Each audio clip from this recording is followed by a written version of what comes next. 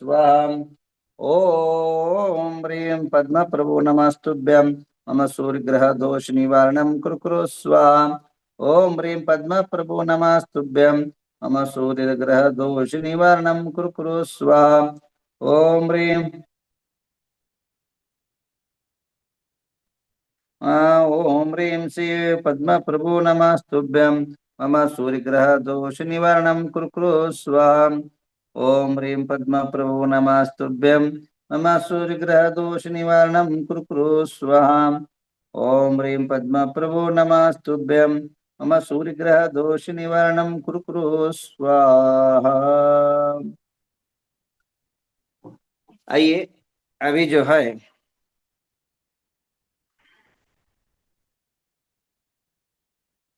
आप सभी के लिए मैं पिछले दिनों से शासन देवी देवताओं के बारे में बोल रहा था। हरिवंश पुराण के अंदर बहुत बड़ा उल्लेख मिलता है। हरिवंश पुराण मेरे सामने ही है पुस्तक पे 80 और 43 कहते हैं प्रसानाम च शासन देवता तहा या जिना चतुर्विंशति मासृता सदा हिता संपराताप प्रति चक्रयामितः पायाचितम सन्निताम बहुतुतः। जिनेन्द्र भगवान की वर्णन करने वाला शास्त्र महान उपसर्ग को आने पर रक्षा करने वाला है, उत्तम शांति दाता है, उत्तम शकुन रूप है। अप्रति चक्र देवता सहित सज्जनों हितेश शासन देवी देवता सदा 24 की सेवा करती है। मैं सदा याचना करता हूँ कि सदा जैन शासन निकट रहे। इनका कहने का तात्पर्य यह है कि 24 तीर्थंकरों के पास सदा वास करते हैं शासन देवी देवता। हरिवंश पुराण 20 नंबर 60 नंबर पेज पर।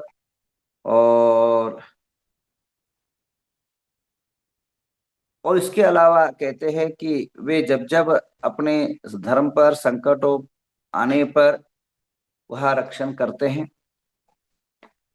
अभी अनेकों समय पर ऐसा हुआ है, एक ही समय ने अनेकों समय पर ऐसा जो है आपको प्रतीत होता है कि शासन देवता आपके रक्षण करने में सदा तत्पर रहते हैं। उनको पुकारने की जरूरत है, उन्हें बुलाने की जरूरत है। और हरिवंश पुराण के आचार्य जिनसेन ने बहुत एक बात कही। जिनसेन बहुत बड़े आचार्य हुए, 8 साल में मुनि बने। भारत देश के अंदर ऐसा कोई इतिहास नहीं है जिन्होंने 8 साल में बनकर के इतनी बड़ी जो है उनकी कथा आप सुनोगे तो दंग रहोगे।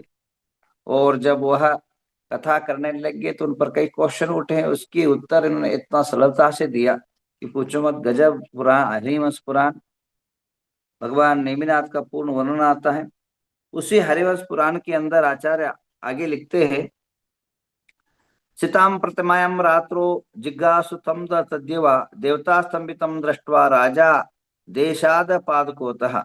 उस दिन रात्रि के समय मुनिराज प्रतिमा योग धारण कर विराजमान थे। चारों मंत्री बलि, बृहस्पति, नमुचा और प्रहलाद उन्हें मारने के लिए गए, परंतु देव क्षेत्रपाल ने किलित कर दिया। ये देखकर उन्हें अपने देश से निकाल दिया। उपसर्गम च विनाश्यम बलि बद्वा सुरास्ततः विनिग्रहितम दुरात्मानाम देशा दूरम निष्कृणः।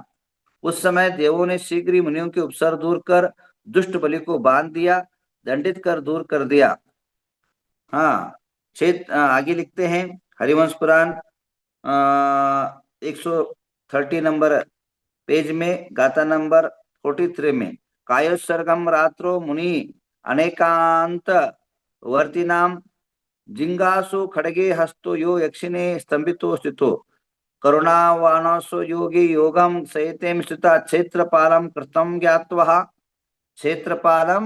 ज्ञात्वा तमः विनय स्थितम् क्षम्यतां यक्षः दोषो येन तद्भव कर्म प्रेरितो प्राय गुरु करुणेन मुनिंगोः इत्यहं मुनुज्ञो राज्ञवेव विनोदितः यथा यथा ज्ञापयति इत्युक्तं विसर्जितं ततो तथा। रात्रि के समय सात्विक मुनिराज एकांत में कायोत्सर्ग मुद्रा में स्थिर हो गए थे। अग्निभूति, वायुभूति और जो है तलवार लेकर के मारना चाह रहे थे। यक्ष ने उन्हें कील कर दिया, तलवार उभारे हुए ज्यों का त्यों खड़ा कर दिया। करुणा के धारक मुनिराज अपने योग समाप्त कर जब निर्वाजवतव ने ये क्षेत्रपाल के द्वारा किया गया जना विनय क्षेत्र पर कहा, क्षेत्र पर हे यक्ष, यह इनका अनिति से उत्पन्न दोषों को क्षमा कर दिया जाए, कर्म से प्रेरित होकर प्राणी दया करो। इस पर राजाओं की आज्ञा मुनिराज की प्राप्त कर जैसे आपकी आज्ञा हो, क्षेत्रपाल दोनों हाथ जोड़कर खड़े हो गए। तो कहने का तात्पर्य है, हाँ थोड़ा सा बरसात चल रहा है, आवाज का डिस्टरबेंस चल रहा है। तो ये घटना जो है रक्षाबंधन की है। मुनिराज संग में आहार करने जा रहे थे, सांकेत मुनिराज। तो बीच में पूरा कथा आप अगले महीने सुनोगे ही रक्षाबंधन पर। तो जो बलि आदि ने 700 मुनियों पर उपसर्ग किया था, पहला जो है उसके पहले उनका जो भिड़ंत हुआ था, बलि, बृहस्पति, नमुच्छि और प्रहलाद, ये 4 ब्राह्मण से विवाद हुआ था और आहार के टाइम पर।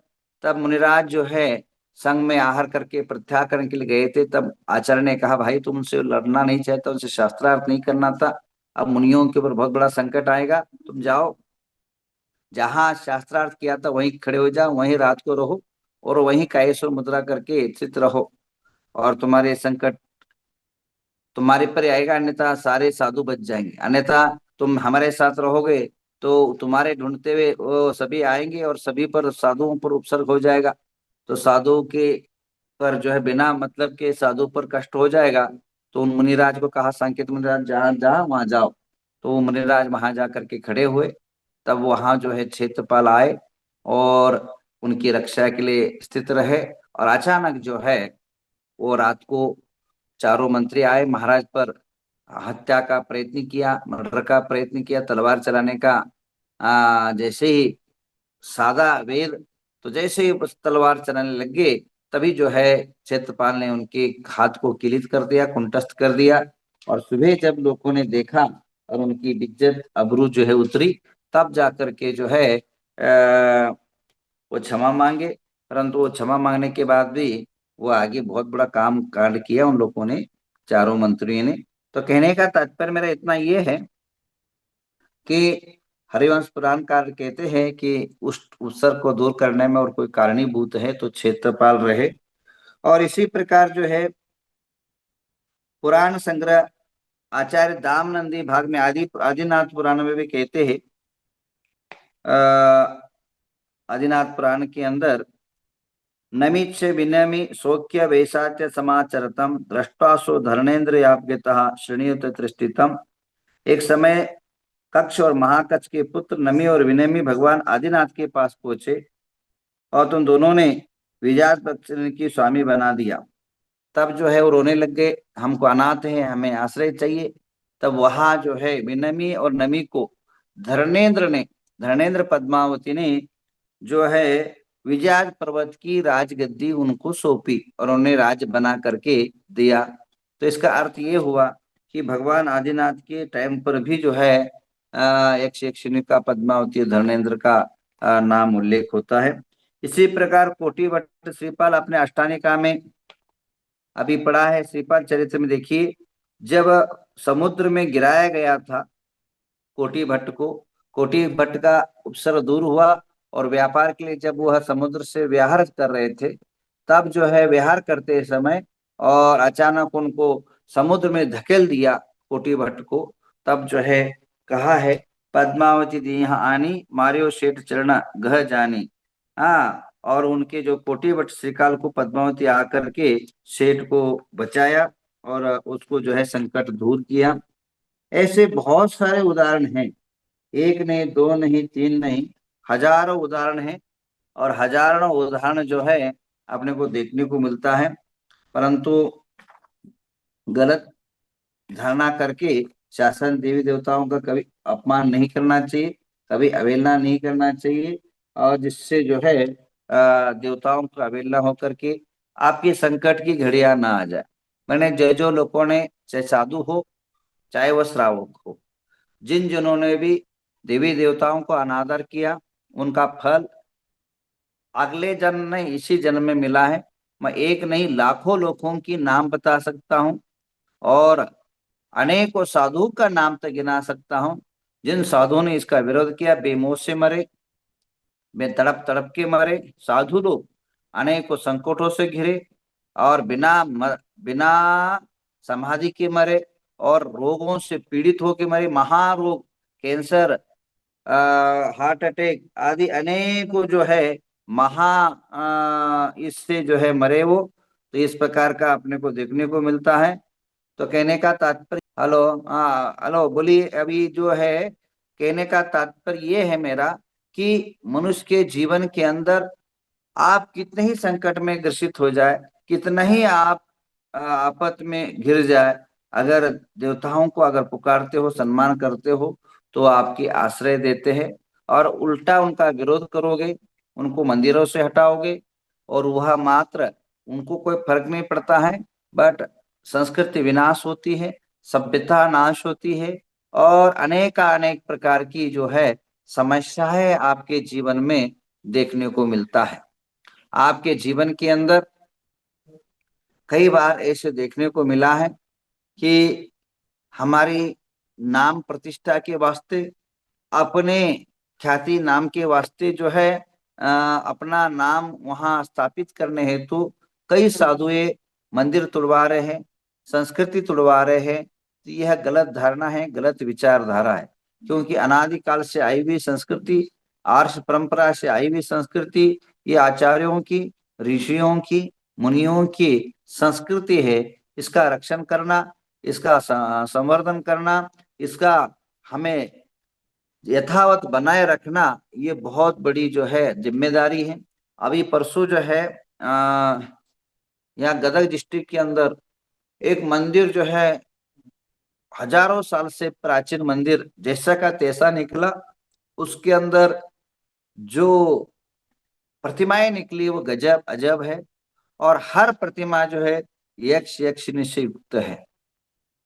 इसी प्रकार अभी छोड़ो, अभी भगवान गोमटेश्वर, बाहुबली के पहले जो वहां जो श्रवण की जो मंदिरें है, यानी 1000 साल के पूर्व में भी वहां मंदिरें हैं कई, और उसमें भी आप अगर देखो तो वहां शासन देवी देवताओं का मंदिर का उल्लेख, और वहां खुदाई है।